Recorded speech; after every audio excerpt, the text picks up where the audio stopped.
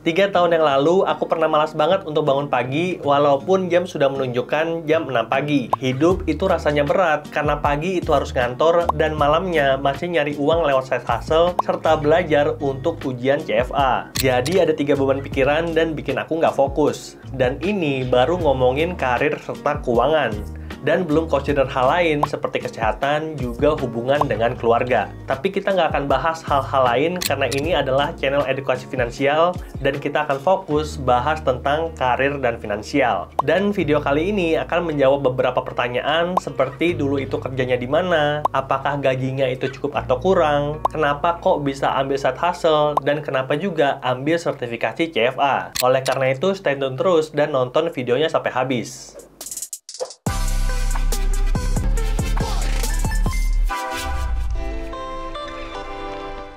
Nah, aku sempat kerja di Bank Mandiri selama 7 tahun dari tahun 2014 sampai tahun 2021. Gajinya sangat lumayan di tahun 2014 itu sekitar 3 kali UMR dan kita juga punya program gaji yang menarik. Ada THR, cuti, dan juga bonus yang kalau dikombinasikan bisa 4 bahkan 12 kali gaji. Dan salah satu masalahku di fase awal kerja adalah fokus pada yang aku kerjakan. Nggak pernah membandingkan dengan orang lain. Nah, menurut kamu ini masalah atau bukan? Mungkin boleh komen di bawah ya. Tapi aku pribadi menganggap ini masalah. Kenapa? Karena pada saat itu, kira-kira tahun 2016, aku mulai cari rumah sendiri. Dan bertemu realita bahwa aku nggak bisa beli rumah secara cash tanpa bantuan orang tua. Dan kalau pengen pakai kemampuan pribadi, aku harus ambil KPR. Dan itu pun rumahnya di pinggiran kota Jakarta. Kalaupun naik kereta, itu masih 2 jam. Dan kalau kita naik mobil, itu masih 2 jam, 1 kali jalan. Lalu aku putuskan untuk lirik kanan kiri dan cari cara untuk menambah penghasilan. Dan aku menemukan kalau karyawan kaya itu ada. Tapi kerjanya bukan di bank komersil nasional. Kita bisa kerja di bank komersil global seperti Digibank ataupun Commonwealth. Lalu ada juga yang namanya investment bank seperti JP Morgan, Deutsche Bank, Bahana, atau Indo Premier. Investment bank menawarkan gaji dan bonus yang nggak ada limit. Tadi aku udah cerita kalau waktu aku kerja di Bank Mandiri, aku bisa dapat tambahan sampai 12 kali setahun.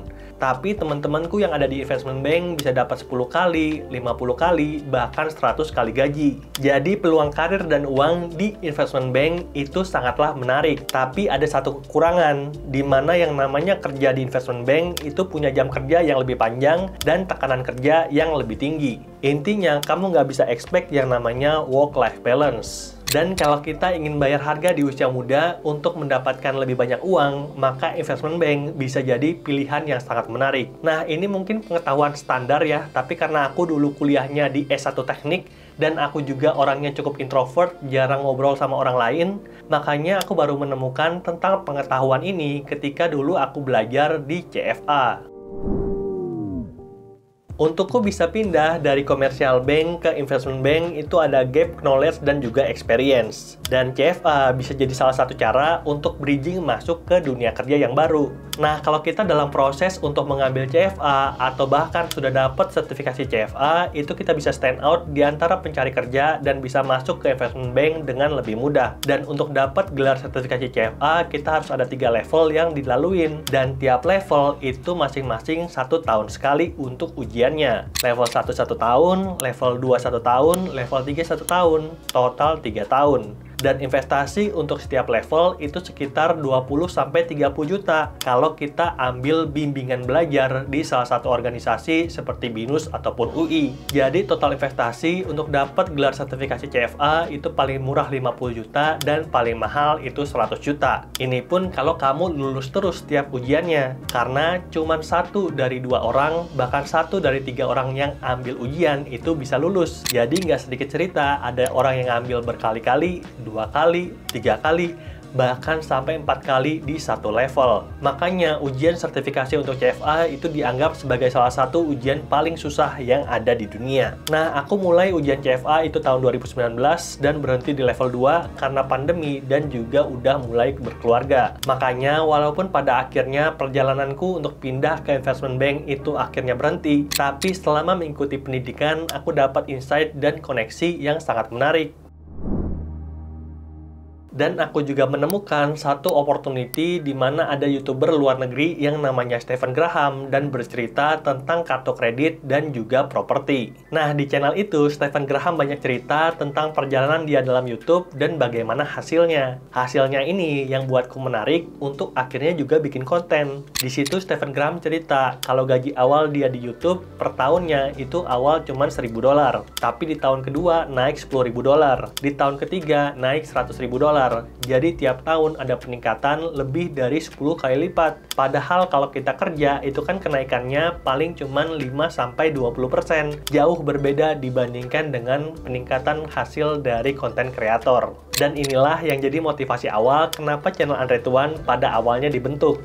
Walaupun hasilnya nggak sebesar Stephen Graham ya, karena ternyata iklan Amerika dan iklan Indonesia itu jauh berbeda. Tapi nggak apa-apa, aku juga berterima kasih untuk teman-teman semua karena atas support kalian, akhirnya aku bisa capai 100.000 subscriber. Dan kalau kantor kamu butuh pembicara dalam seminar ataupun workshop, boleh undang-undang, emailnya di sini. Lalu ketika bekerja di Bank Mandiri, selain bikin channel YouTube, aku juga establish beberapa bisnis, baik offline ataupun online, yang pada akhirnya bisa menghasilkan kombinasinya lebih daripada hasilku kerja di Bank Mandiri. Lalu aku pun berdiskusi dengan istri, dan kita berkesimpulan bahwa kita bisa fokus ke bisnis-bisnis ini dan bisa memberikan hasil yang lebih baik dibandingkan kerja kantoran. Dan kalau kamu juga ada keinginan untuk resign, aku mau ajarin beberapa consideration sebelum kamu ambil langkah terakhir untuk resign dari kantor kamu sekarang. Pertimbangan yang pertama adalah karir mentok atau sudah tidak berkembang. Nah, ketika fresh graduate itu masuk dalam sebuah perusahaan, biasanya akan di probation terlebih dahulu. Diajarin 1-3 bulan sebelum akhirnya di-assign ke satu divisi tertentu.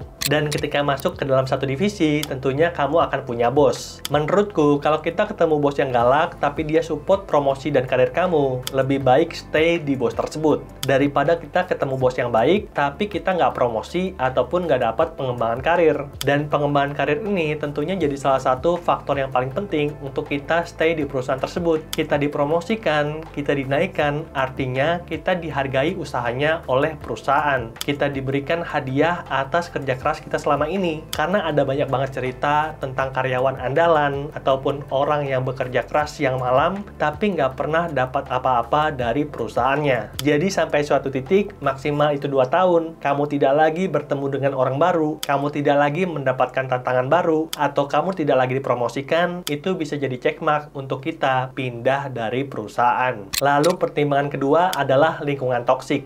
Ini debatable ya. Ini bisa diperdebatkan, tapi aku sendiri punya standing kayak gini. Orang kantor itu namanya bukan teman, tapi rekan kerja. Dan kita ke kantor itu cari uang, bukan cari teman. Dan kalau kita bisa dapat teman di kantor, itu bonus. Tapi yang kita cari itu bukan teman, tapi uang. Karena kalau kamu udah kerja, kamu pasti sepakat. Apabila kita ada sakit, ada kenapa-napa, aku yakin 99,9% orang kantor itu nggak ada yang peduli. Yang mereka pedulikan adalah apakah kamu bisa mengerjakan tugasmu ataupun tidak. Dan kalau kamu nggak sanggup bertahan, kamu bisa kok kasih 1 month notice ataupun 3 month notice kepada kantor kamu untuk kamu resign. Karena aku pribadi ketemu banyak banget orang yang bilang kantornya inilah, itulah, tapi nyatanya tetap kerja di kantor tersebut. Jadi kalau kamu sama sekali nggak ambil action untuk masa bodoh atau bahkan resign, jangan komplain kalau lingkungan kamu toksik. Karena ketika kamu komplain, itu kamu jadi toksik. Lalu pertimbangan yang ketiga adalah struktur gaji. Di luar gaji, biasanya ada perusahaan yang memberikan THR, yang ngasih cuti, dan juga ngasih bonus. Kalau kita daftar kerja dan dapat offering dari 2 perusahaan, anggaplah PT ABC dan PT XYZ, dan kita dapat penawaran kayak gini, PT ABC ngasih gaji itu 15 juta, THR 1 kali, dan bonus 1 kali, tapi nggak ngasih uang cuti, maka total penghasilan kita dalam waktu 1 tahun adalah 210 juta. Nah, ada lagi nih offering dari PT yang kedua, PT XYZ. Dia ngasih gaji itu cuma 10 juta. Lalu ada tambahan cuti 1 kali, THR 2 kali, dan bonus 6-9 kali. Artinya di PT XYZ kita bisa bawa pulang uang 210-240 juta. Walaupun PT ABC menawarkan gaji bulanan yang lebih tinggi, tapi di PT XYZ kita bisa bawa potensi uang dalam waktu 1 tahun yang lebih banyak. Kalau aku pribadi sih, lebih mending aku pilih yang XYZ. Kalau kamu gimana, boleh komen di bawah ya. Dan ini juga berlaku ketika kita pindah kantor. Jangan hitung gaji bulanan, tapi hitung penghasilan tahunan. Minimal kenaikan ketika kita pindah kantor itu adalah 20%. Dan kalau bisa, kita dapat sampai 50 bahkan 100%. Tapi minimal 20%. Kecuali dia jarak kantornya itu lebih dekat atau fasilitasnya itu lebih baik. Dan kita bahas tentang fasilitas di pertimbangan keempat. Fasilitas apa aja sih yang bisa dikasih oleh kantor? Nah, ketika aku resign dari Bank Mandiri, aku bisa bawa pulang uang dana pensiun itu sampai 250 juta. Nah, masalahnya uang ini akhirnya aku pakai untuk betting di kripto dan habis semua waktu crypto winter tahun 2021. Makanya buat kamu yang pengen cepat kaya dan sukanya all in, itu hati-hati ketika investasi di instrumen berisiko tinggi seperti saham ataupun kripto. Aku pribadi akhirnya memutuskan untuk investasi leher ke atas, ambil yang namanya CFP, Certified Financial Planner, agar aku bisa mengalokasi dana dengan lebih baik. Nah, ilmu ini aku bagikan kepada kamu semua lewat live YouTube setiap hari Senin dari jam 7:30 sampai jam 9. Jadi pastikan kalian klik tombol subscribe dan cek halaman live kita karena di situ udah ada jadwalnya. Lalu balik tentang fasilitas, tadi kamu perlu cek apakah kantor kamu support dana pensiun ataupun tidak. Lalu fasilitas kedua yang juga nggak kalah penting itu adalah asuransi. Selama kita bekerja itu kan nggak ada jaminan kita selalu sehat. Yang namanya manusia itu pasti bisa sakit. Dan ketika kita berobat, kadang-kadang harganya itu bisa mahal banget. Apalagi tiap tahun inflasi medis di Indonesia itu lebih dari 10%. Jangan sampai kamu kena jackpot dan nggak punya asuransi sama sekali. Lalu terpaksa keluar uang dalam jumlah besar secara lamsam. Jadi, kalau kantor kamu nggak punya asuransi, nggak masalah selama bayarannya itu bagus dan kamu bisa daftar asuransi sendiri lewat asuransi kesehatan tentunya ya, karena kan kita lagi bekerja, cari aja lah agen-agen di sekitar kamu. Oke, itulah dia sedikit ceritaku dan beberapa pertimbangan ketika kita putuskan untuk tetap bertahan atau resign dari pekerjaan sekarang. Semoga cerita ini bisa bermanfaat buat kamu dan sampai jumpa di video berikutnya. Bye!